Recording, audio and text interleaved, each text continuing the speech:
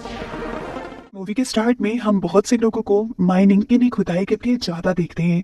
ये gold mine थी, यानी यहाँ से सोना निकाला जाता था। इस माइन का मालिक भी अपने बेटे के साथ यहाँ काम करने के लिए आता है। बातों ही बातों में उसके बेटे ने बताया कि वो काम करने के लिए अपने टूल्स तो घर ही भूल आया, जिन्हें घर से वापस लेने के लिए वो पीछे की तरफ मुड़ा है तो एकदम से किसी अजीब सी ताकत ने उसे खींच लिया। उसके चिल्लाने की आवाज सुनकर उसके डैड भी उसके पीछे भागे उसे बचाने के लिए, लेकिन उसी ताकत ने उसके डैड को भी मार गिराया और हमें बस एक क्रिएचर की चिल्लाने की आवाज़ें सुनाई थी। सीन कट होता है और काफी सालों बाद हम एरियान नामी एक लड़की से मिलते हैं। वो उसी एक्सीडेंट पर रिसर्च कर रही थी जिस एक्सीडेंट में माइनिंग के दौरान हजारों लोग मारे गए थे। इस एक्सीडेंट की असल वजह अभी तक कोई नहीं जान पाया था, लेकिन उस वाकये के बाद वहाँ पर माइनिंग का काम बंद कर दिया गया था। यहाँ तक कि अब तो वो जगह मैप्स पे भी नहीं मिलती थी, क्योंकि माना जाता है कि उस जगह की 70% पॉपुलेशन उसी दिन मारी गई। एरियन ये सारी इंफॉर्मेशन इसीलिए इकट्ठी कर रही थी क्योंकि साइंटिस्ट के एक ग्रुप ने उसे हायर किया था और माइंस का दोबारा पता चलाने के लिए। उस जगह के बारे में बहुत सी इंफॉर्मेशन इकट्ठी करने के बाद वो साइंटिस्ट के ग्रुप के साथ उस जगह को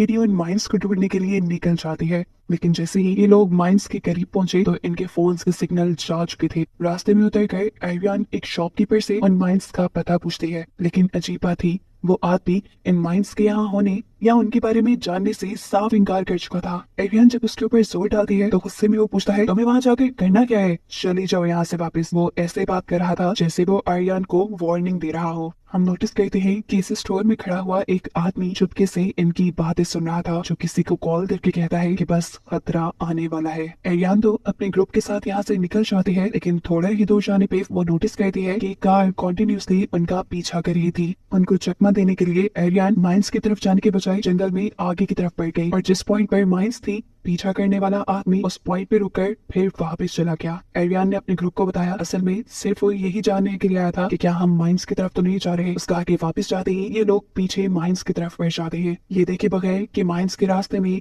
एक बहुत बड़ा डेंजर का बोर्ड लगा हुआ था। फाइनली ये लोग माइंस की एंट्रेंस तक भी पहुंच गए, जिसके गेट में हाई वोल्टेज करंट तोड़ रहा था। यानी यहाँ से गुजरना इतना आसान नहीं था, लेकिन एरियन अपने ग्रुप के लिए यहाँ पर भी एक रास्ता बना लेती है। एक टूटे हुए दरख्त के ऊपर रस्सी डालते हुए ये लोग माइंस के अंदर चले जाते हैं। यहाँ तक पहुँचते हुए इन्हें शाम हो चुकी थी, लेकिन फिर भी साइंटिस्ट यहाँ से कुछ सैंपल्स कलेक्ट करते हैं। बाद में इस जगह पर कैंप लगाते हैं और फिर इस जगह पर मौजूद एक ही दम से सारी हिल्स के गायब होने के पीछे के राज के बारे में बात करने लगे। एक साइंटिस्ट का ख्याल था कि ये जमीन के नीचे टेक्टोनिक प्लेट्स के हिलने की वजह से हुआ होगा, जबकि दूसरे साइंटिस्ट का मानना था कि यहाँ बहुत बड़ा सिंक होल बन गया होगा। लेकिन तीसरे साइंटिस्ट का ख्याल था कि इस सब के पीछे यूएस गवर्नमेंट है, क्योंकि एक मिनट पर रशिया ने जमीन के अंदर सबसे गहरा गड्ढा खोदने की कोशिश की थी। मे बी रशिया का मुकाबला करने के लिए यूएस गवर्नमेंट भी ऐसा ही कुछ करना चाह रही हो। जिस एक्सपेरिमेंट के रिजल्ट्स इतने बुरे निकले होंगे कि उन्हें ये सब बंद करना पड़ा, इसीलिए तो यहाँ की हर इंफॉर्मेशन भी इंटरनेट से मिटा दी गई। जरूर ऐसा ही कुछ हुआ होगा। वो यहाँ बाकी लोगों को एक रिकॉर्डिंग भी सुनाता है जो रशियंस ने जमीन की गहराई से रिकॉर्ड की थी। ये ऐसे लग रहा था जैसे किसी क्रिएचर, किसी डेविल की आवाज हो। लेकिन दूसरे साइंटिस्ट इसको सुनकर कहते हैं नहीं, ये सिर्फ जमीन के टेक्टोनिक प्लेट्स के गरजने की आवाजें हैं। सीन कट होकर दूसरी तरफ हम देखते हैं कि यहाँ की रखवाली करने वाला एक आदमी ये नोटिस करता है कि उनके गेट की ग्रिल्स अंदर की तरफ मोड़ी हुई हैं, जो कि एक जानवर तो बिल्कुल नहीं कर सकता था। इसका मतलब अंदर कोई था। वो लोग यहाँ कुछ और क्लूज ढूंढने लग जाते हैं और दूसरा आदमी जैसे ही यहाँ पर एक इंस्टॉल हुए गेट को देखने लगता है तो अचानक ही एक अजीब सी क्रिएचर ने उसे उस गेट के अंदर ही खींच लिया और फिर मार डाला। ये देखकर वो बूढ़ा आदमी जिसका नाम पॉल है वो शॉक रह जाता है और अपने ग्रुप को जाकर कहता है कि साइंटिस्ट जो अभी इस जगह आए हैं उन्हें अभी के अभी यहाँ से बाहर निकालो। साफ मतलब था कि यहाँ के रहने वालों को ये बात मालूम थी कि इस जगह पर यानी माइंस के अंदर साइंटिस्ट आए हुए हैं। सुबह होने पर साइंटिस्ट अपनी रिसर्च शुरू कर देते हैं। देखने पर उन्हें पता चलता है कि इस जगह पर बहुत सारे मेगाफोन्स और स्टूडियो फॉर्म लगे हुए हैं, जिसमें से मेगाफोन्स बारीक बारीक आवाजें रिकॉर्ड करने, जबकि स्टूडियो फॉर्म साउंड प्रूफिंग के लिए इस्तेमाल होता है। थोड़ा आगे बढ़ने पर उन्हें जमीन के नीचे एक ग्रिल दिखती है, जिसके नीचे से बहुत सा धुआं आ रहा था। इससे पहले कि ये लोग इस धुएं के सैंपल इकट्ठे करते, यहाँ उन्हें वही कार दिखाई देती है जो पिछले दिन उनका पीछा भी कर रही थी। इस कार को देखकर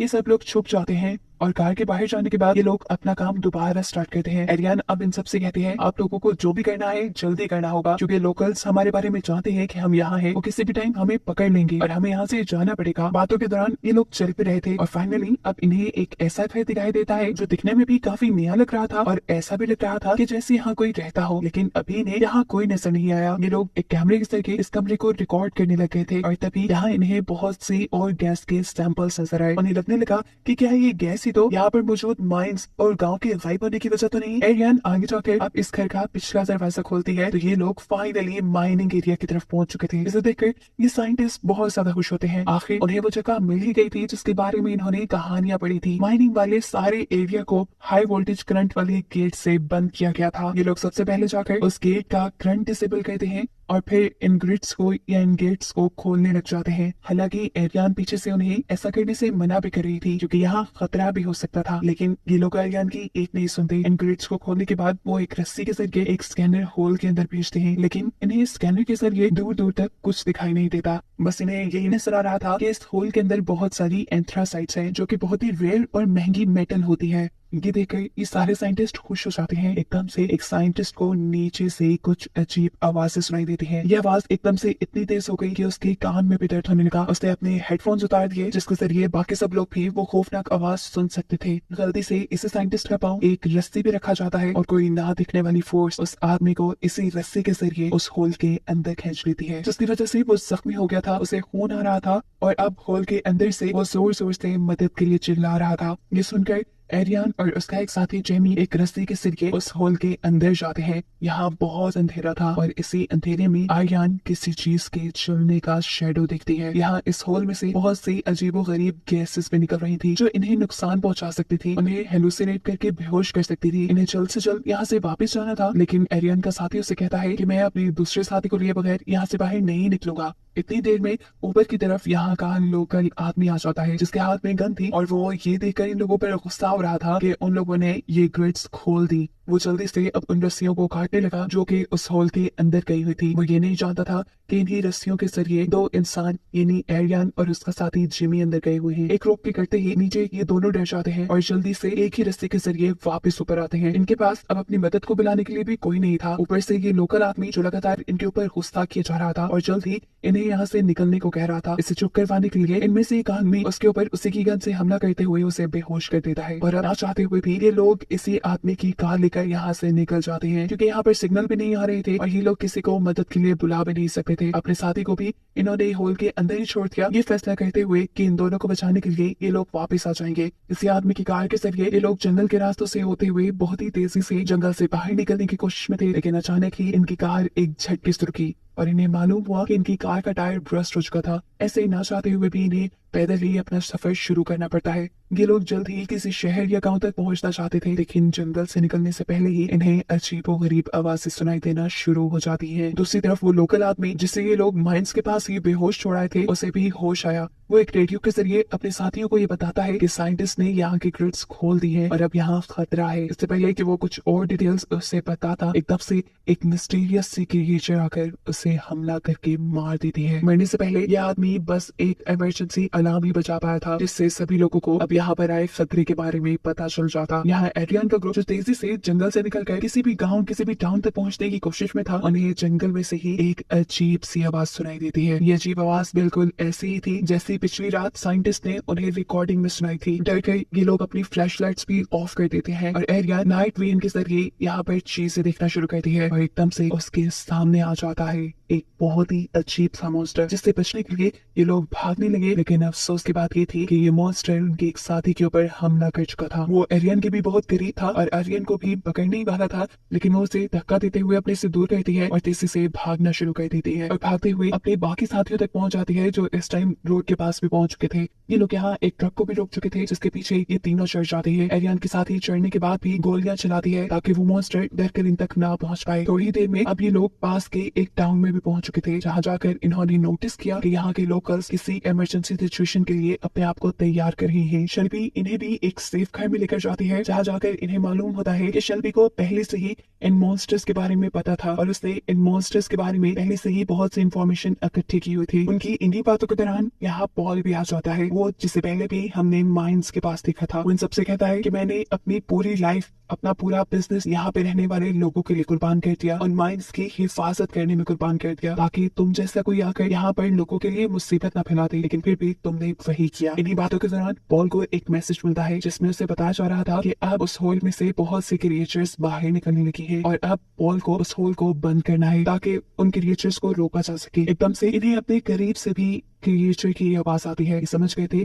कि क्रिएचर वहां से निकल कर यहाँ टाउन तक भी पहुंच गई। उससे बचने के लिए ये सब के सब एक ट्रक के पीछे छुप जाते हैं। रेडियो के जरिए इन्हें मैसेज मिलता है किसी और सेफ हाउस तक जाने का, क्योंकि यहाँ तक तो बहुत से मॉन्स्टर्स आ चुके थे और इन लोगों की जानों को खतरा था। सबसे करीब भी जो सेफ हाउस था वो पहाड़ी के ऊपर था। ट्रक ड्राइवर जो इन सब की मदद करके इन्हें यहाँ तक लेकर आया था वो काफी बूढ़ा था। वो चाहता था कि वो इतनी जल्दी भागकर पहाड़ी पर नहीं चढ़ सकता, इसलिए वो अपने आप को वॉलंटियर करने का फैसला करता है। वो सबको यहाँ से भाग जाने को कहता है और खुद मॉन्स्टर्स को डिस्ट्रैक्ट करने के लिए यही खड़ा रह जाता है। यहाँ इन लोगों के हाथ से वो एक अजीब सी बॉम्ब चीज ले लेता है और क्रिएचर्स के पास जाकर उसे ब्लास्ट कर देता है, जिसकी वजह से सभी क्रिएचर्स के साथ साथ वो भी जलकर मारा गया था। दूसरी तरफ ये पूरा ग्रुप भी अब दूसरे सेफ हाउस में पहुंच चुका था। एरियन के साथी ने उन्हें बताया था कि इन्हें अब बिल्कुल खामोश रहना है, जिससे मॉन्स्टर इनका पता नहीं चला पाएंगे। ये सब तो बहुत खामोश रहने की कोशिश कर रहे थे, लेकिन एकदम से उनकी रेडियो से निकलने वाली आवाज इस क्रिएचर को अट्रैक्ट कर देती है। जो क्रिएचर इनके इस सेफ हाउस के बाहर ही थी, जो भी अब इस घर के अंदर आ गई और ये लोग इस क्रिएचर से बचने के लिए एक दूसरे रूम में चले गए। जिसके बाद ये मॉन्स्टर को डिस्ट्रैक्ट करने के लिए दूसरी तरफ एक प्लेट फेंकते हैं और फिर खुद पीछे के कमरे में जाकर दरवाजा बंद कर लेते हैं। लेकिन यहाँ मॉन्स्टर भी इन्हें सेंस कर चुका था। वो एक ही पंच मारते हुए ये दरवाजा तोड़ देता है और दूसरा पंच वो मारता है जिमी को।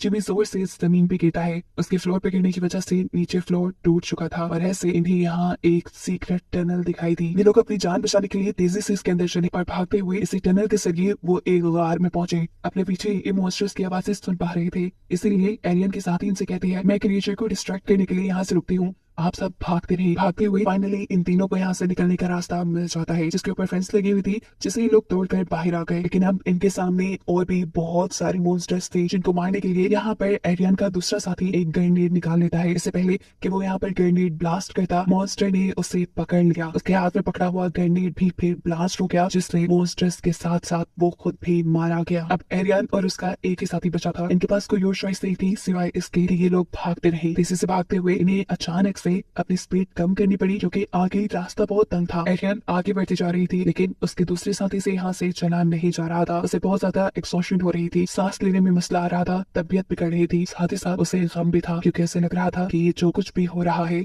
उसकी वजह से ही हो रहा है, और ये सच भी था। वो यहाँ दुख में एरियन को सब कन्फेस कर देता है कि ये सब उसकी वजह से है। वो यहाँ किसी साइंस एक्सपेरिमेंट के लिए नहीं आया था। सच तो ये था कि वो यहाँ एक कंपनी के लिए आया था जो उसे बहुत सारे पैसे दे रही थी एंथ्रासाइट लाने के लिए, यानी वो मेटल लाने के लिए जो सिर्फ इसी जगह से मिल सकता था, और उसे वो यहाँ मिल भी गया था। ये सुनकर एरियन को यहाँ दुख तो हुआ, लेकिन वो इस टाइप उसे कुछ कह नहीं सकती थी। वो उसे यहाँ हौसला देती है और उसे कहती है कि गलतियां सबसे हो जाती है, मेरे से भी हुई थी। एक मर्तबा हिमालय के पहाड़ों पे से मैंने अपने क्लाइंट को मरने दिया, क्योंकि उस टाइम मुझे अपनी जान बचानी थी। वो अब दोबारा उसे यहाँ से निकलने के लिए हिम्मत देने की कोशिश करती है, लेकिन अब वो अपनी सारी उम्मीदें खो चुका था। तब एरियन कहती है अच्छा ठीक है, अभी मैं यहाँ से जा रही हूँ, लेकिन मैं वादा करती हूँ मैं तुम्हें लेने यहाँ वापस जरूर आऊंगी। सीन कट होकर दूसरी तरफ हमें टाउन का सीन दिखाया जाता है, जहाँ पर बहुत सारे लोग कंट्रोलर लेकर खड़े हुए थे। इन कंट्रोलर्स के जरिए ये लोग उन मेगाफोन्स को चलाते हैं, जिन मेगाफोन्स को हमने माइल्स के अंदर जगह जगह लगे हुए देखा था। ये चलाने का मकसद ये था कि मेगाफोन से अट्रैक्ट होकर इस सारे के सारे मॉन्स्टर्स माइंस के अंदर चले जाएं और फिर ये लोग माइंस को तबाह कर देंगे, जिससे ज्यादा से ज्यादा मॉन्स्टर्स मारे जाएंगे। यहाँ आर्यन भी जो ऊपर जमीन तक पहुंच चुकी थी, वो भी अपने करीब गोलियों की आवाजें सुनकर उनकी तरफ भागना शुरू कर देती है,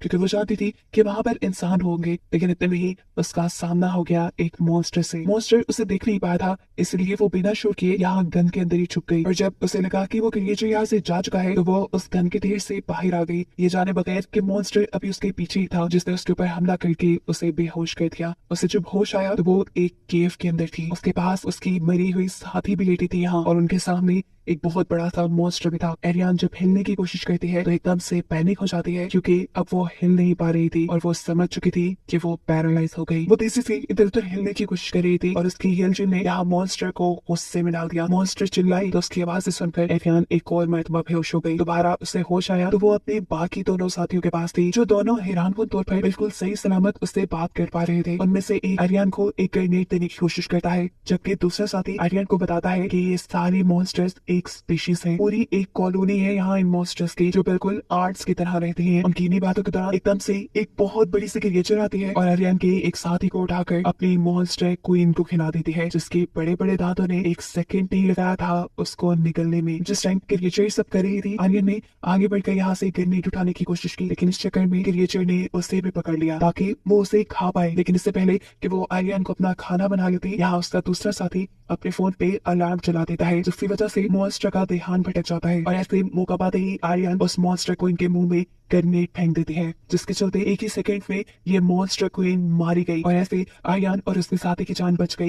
ये दोनों तेजी से यहाँ से निकल के भागे, जबकि अब बाकी मॉन्स्टर्स इनके पीछे थे। फाइनली इन्हें अब यहाँ पर एक रस्सी भी दिखी, जिसके ऊपर चढ़कर आर्यन तो जमीन के ऊपर वापस आ गई, लेकिन उसका साथी नहीं। वो बहुत ही आहिस्ता आहिस्ता इस रस्सी के ऊपर चढ़ रहा था और ऐसे ही एक मॉन्स्टर भी उस रस्सी के ऊपर चढ़ जाता है, जिससे बचने के लिए ये आदमी उस मॉन्स्टर को ही स्टैब करके मार चुका था। लेकिन जब उसने देखा कि अब इस रोप इस रस्सी के ऊपर बहुत से और मॉन्स्टर्स लटक चुके हैं, तो वो फैसला करता है कि अब उस रस्सी को ही वो काट देगा ताकि ये मॉन्स्टर्स ऊपर जमीन पे जाके कोई तबाही न मचाए। उसके इस फैसले ने बेशक उसकी अपनी जान ले ली थी, लेकिन कई लोगों की जान बचाई भी थी। जिस टाइम ये सारे मॉन्स्टर्स मिलकर उसको खाने में लगे हुए थे, एरियन के पास ऊपर जमीन पे यहाँ बहुत से लोकल्स आ जाते हैं, जिन्होंने एरियन की मदद करते हुए उसे बचाकर बिल्कुल बाहर निकाल लिया और फिर आग के जरिए उन सभी मॉन्स्टर्स को जलाकर मार दिया। बचे हुए मॉन्स्टर्स अपनी जान बचाने के लिए वापस उसी होल के अंदर चले गए, जिसके बाद इन लोगों ने इस होल को परमानेंटली बंद कर दिया। फाइनली अब ये लोग माइन से बाहर निकल आए थे। माइन से बाहर निकलने के बाद पॉल यानी वो बूढ़ा आदमी जिसने उसकी मदद की थी, वो उसे बताता है कि तुम्हारा साथी जो केव के अंदर फंस गया था वो भी मारा गया। ये सुनकर